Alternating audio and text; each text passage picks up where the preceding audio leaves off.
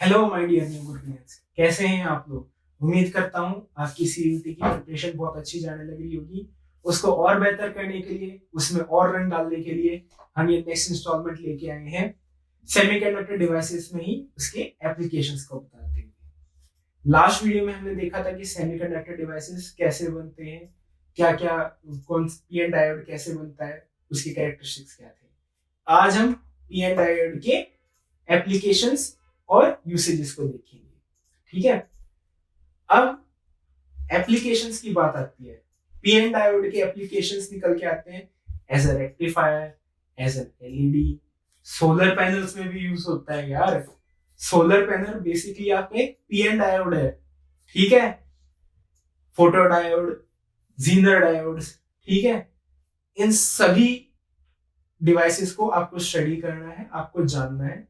ये सब आपके सिलेबस का पार्ट नहीं है। ये जानने के बाद हम ट्रांजिस्टर्स देखेंगे, ट्रांजिस्टर्स के बारे में जानेंगे और लॉजिक गेट्स के बारे में भी देखेंगे।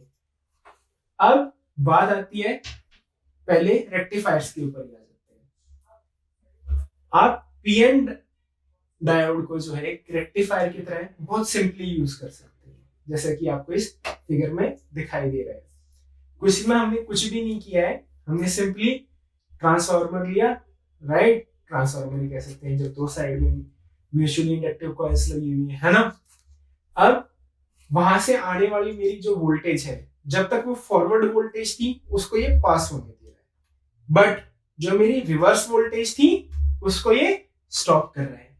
तो आप इसके वीआई ग्राफ में देख सकते हैं कि सिर्फ और सिर्फ मेरे वन साइड की वोल्टेज आने लगी है, हाफ वोल्टेज जनरेट होने लगी है। जो भी मेरी एसी वोल्टेज थी उसका हाफ हिस्सा ही मुझे मिलने लग रहा है। अब मैं इसको फुल में भी कन्वर्ट कर सकता हूं, दो डिवाइसेस लगा के, दो पीएन डिवाइसेस लगा के, और उसका सेटअप ये रहेगा।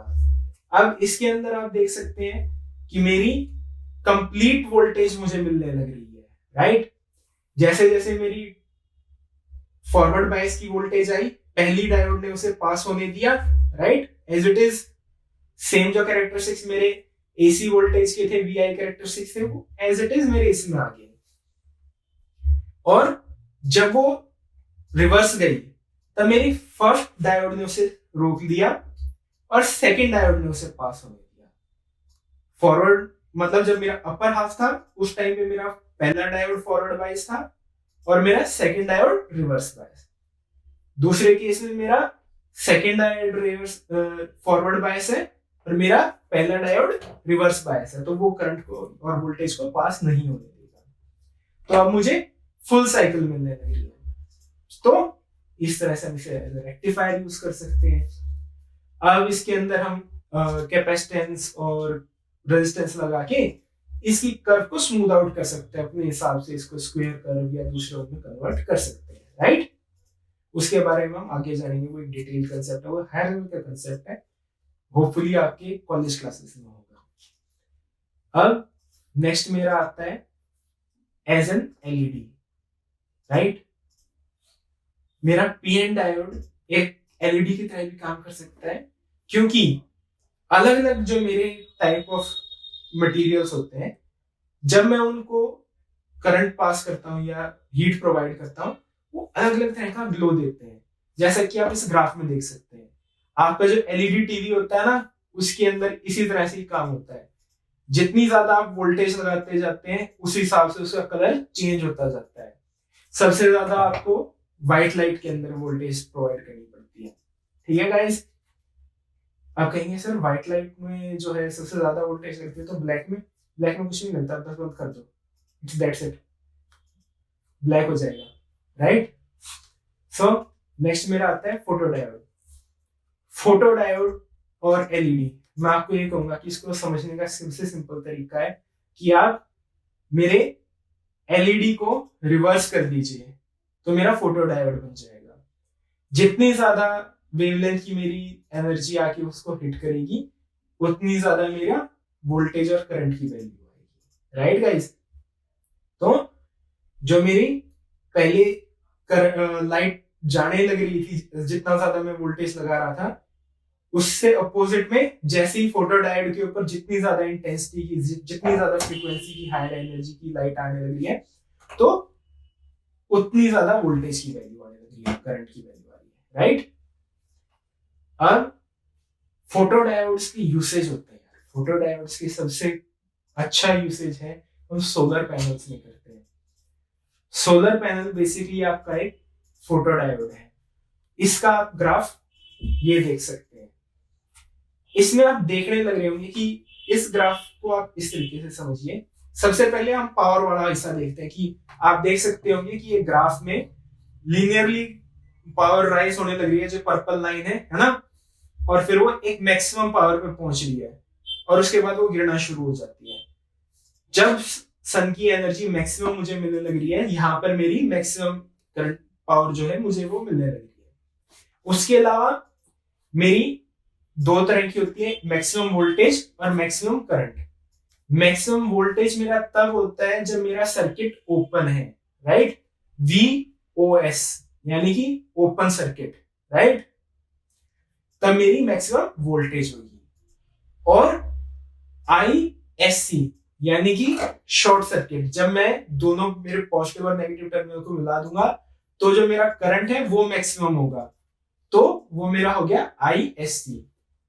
अब मैक्सिमम करंट के 0.85 टू 0.95 और मैक्सिमम वोल्टेज के 0.8 टू 0.9 जो वैल्यू होती है, वहां पर आप देखने लग रहे हैं ये मेरी मैक्सिमम पावर की वैल्यू निकल के आने लगी है, राइट।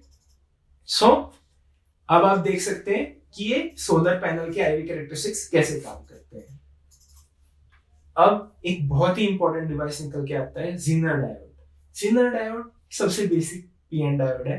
इसके कैरेक्टरिस्टिक्स ग्राफ जो है आपको काफी हद तक एक नॉर्मल PN डायोड के जैसा दिखेगा, पर इसके अंदर मैंने आपको लास्ट लेक्चर में भी बताया था कि आप देख सकते हैं कि कैसे एक सर्टन वैल्यू को क्रॉस करने के बाद जो है एकदम से करंट की वैल्यू इंक्रीज होने लगी है। रिवर्स वोल्टेज जब एक सर्टन वैल्यू को क्रॉस कर रही है तो एकदम से मेरी करंट की वैल्यू इंक्रीज हो रही है और वहां पर मेरा वोल्टेज जो है उस वैल्यू पर ही आके रुक जाएगी, है ना। मेरा करंट इन्फिनिटली इंक्रीज हो जाता है वहां पर।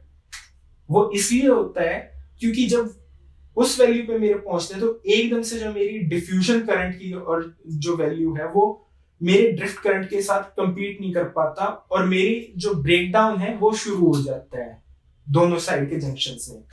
इसके कारण मुझे हैवी अमाउंट में चार्ज कैरियर्स मिल जाते हैं और इस चीज के कारण मेरे करंट की वैल्यू बढ़ जाती है। ठीक है गाइस, अब आपने ये जान लिया। इसको हम कहते हैं एवलांच ब्रेकडाउन। एवलांच जैसा कि पहाड़ों पर होता है, सेम वे में उसी से नाम लिया गया है कि एकदम से हैवी अमाउंट में चार्ज कैरियर्स आए और इससे मेरे करंट की वैल्यू। अब ज़ीनर डायोड को इसके इस कैरेक्टरिस्टिक के कारण, क्योंकि ये एक वोल्टेज के ऊपर आके लिमिट हो जाता है और सिर्फ कॉन्टिन्यूसली फिर करंट ही प्रोवाइड करता है, वोल्टेज इंक्रीज नहीं होने देता, इस चीज के लिए हम इसे as a voltage regulator use करते हैं, राइट गाइस। सो आपने ये जान लिया कि हम कैसे ज़ीनर डायोड को as a voltage regulator use करते हैं। अब ये थे हमारे कॉमन सेमीकंडक्टर डिवाइसेस, ठीक है, PN डायोड से बनने वाले। अब PN डायोड को हम एक और तरीके से भी अरेंज कर सकते हैं, इसको हम जंक्शन ट्रांजिस्टर में कन्वर्ट कर सकते हैं। ठीक है गाइस, जंक्शन ट्रांजिस्टर मेरे दो तरह के हो सकते हैं, PNP या NPN, राइट। इसके अंदर मेरी फर्स्ट होती है कलेक्टर प्लेट, मिडल होती है मेरी बेस प्लेट और लास्ट होता है मेरा एमिटर पार्ट, राइट। इन तीनों के कॉम्बिनेशंस मेरे तीन तरह से हो सकते हैं। मैं कॉमन कलेक्टर कॉन्फ़िगरेशन बना सकता हूं जहां पर मेरा कलेक्टर जो है वो एमिटर और बेस को साथ में एक कॉमन कॉन्फ़िगरेशन बनाए, कॉमन एमिटर बना सकता हूं या कॉमन बेस बना सकता हूं, राइट। सो इन तीनों टाइप की कॉन्फ़िगरेशंस के अलग अलग यूसेजेस हैं, अलग अलग तरीके के उनके एक्शंस हैं, हम उसके ऊपर नहीं जाएंगे। हम अभी जो हमारा सिलेबस का पार्ट है हम सिर्फ उसके बारे में देखेंगे। ये चीजें आप अपने आगे आने वाले जो जहाँ पर भी एडमिशन लेंगे वहां पर आप देख सकते हैं। होपफुली हम आपका एडमिशन में हेल्प करवा सके। उसके लिए हमारी ये सीरीज चलने ही लग रही है, आप जानते हैं ये CUET सीरीज चलने लग रही है। इसका लिंक आपको पता ही है, डिस्क्रिप्शन में मिल जाएगा। लास्ट वीडियो आपको आई पॉप बटन के ऊपर मिल जाएगी, ठीक है। सिमिलर सीरीज हमारी कॉमर्शियल की उस पे चलने लग रही है, इकोनॉमिक्स की, राइट। सो अब हम वापस लौट के आते हैं हमारे टॉपिक के ऊपर। हमारा टॉपिक था जंक्शन ट्रांजिस्टर। जंक्शन ट्रांजिस्टर में मैंने आपको इसकी कॉन्फ़िगरेशंस के बारे में बताया। अब बात आती है कि ट्रांजिस्टर एक्शन होता क्या है।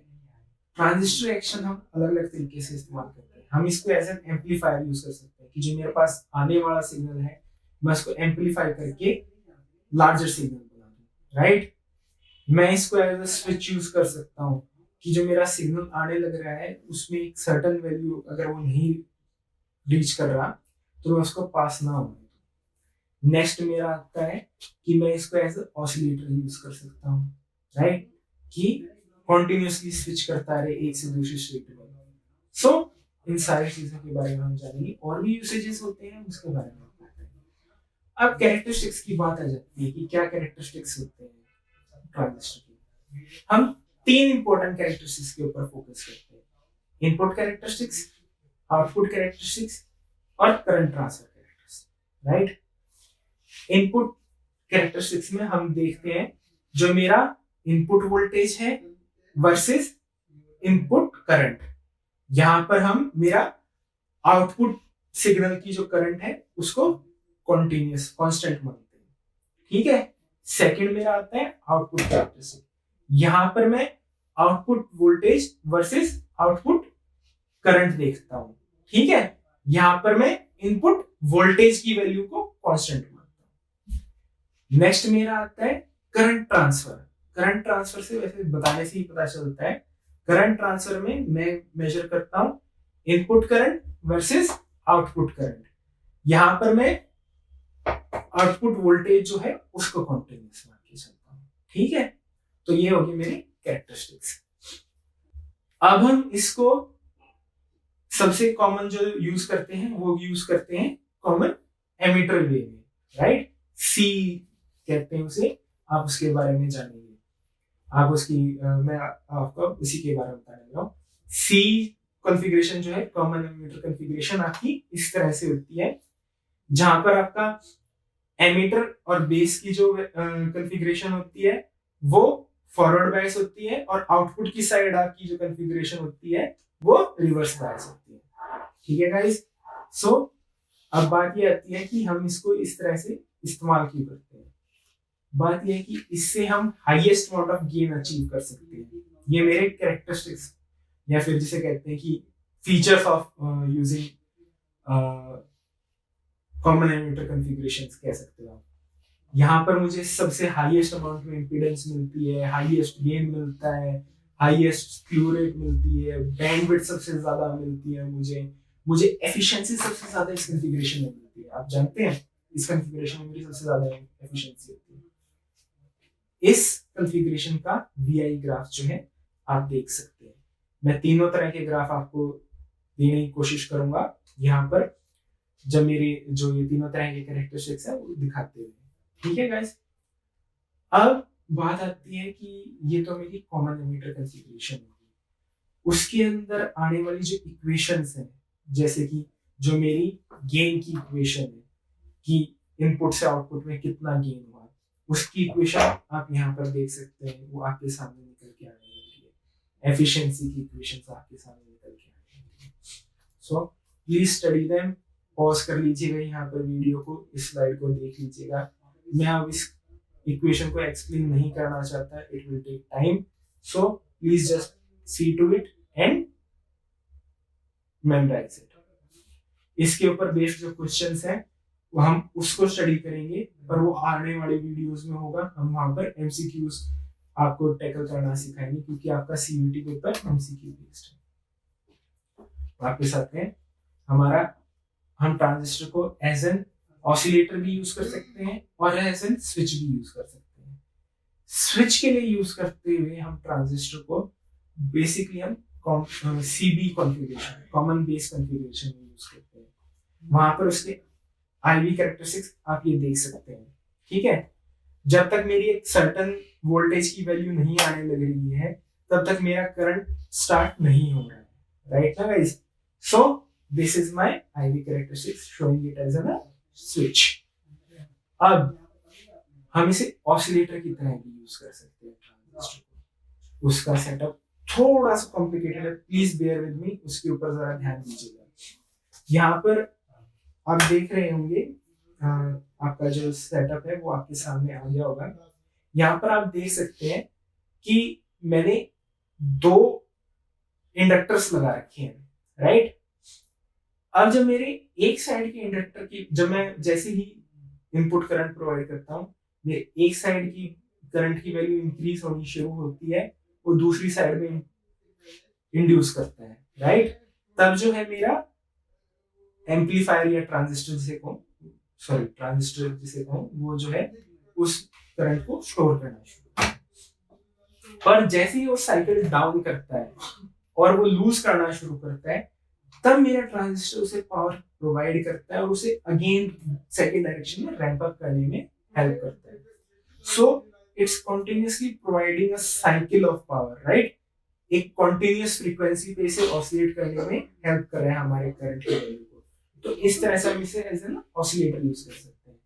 जो ऑसिलेटर की फ्रीक्वेंसी मेरी निकल के आती है उसकी वैल्यू आती है 1/√2πLC, ठीक है गाइस। सो ये मेरी usage of transistor as an oscillator हो गया, ठीक है गाइस। अब लॉजिक गेट्स बचे हैं इस चैप्टर में। लॉजिक गेट्स के बारे में शॉर्ट वीडियो है, वो हम आपको नेक्स्ट इंस्टॉलमेंट में देंगे। उसके लिए आप लुकआउट पे रहिए, हम जल्दी ही इसे अपलोड करेंगे। तब तक के लिए इस चैनल को सब्सक्राइब कीजिए, बेल बटन को हिट कीजिए, ताकि जैसे ही वीडियो नहीं आती है आपको पता चल जाए। हमें हमारी इस वीडियो को लाइक कीजिए, अपने फ्रेंड्स में, फैमिली में शेयर कीजिए। और कोई एक्सप्लेनेशन चाहिए, कुछ जानना चाहते हैं, कोई और चीज आप वो करना चाहते हैं, कुछ बताना चाहते हैं हमें, तो वो कमेंट से मेंशन करें। Thank you so much guys.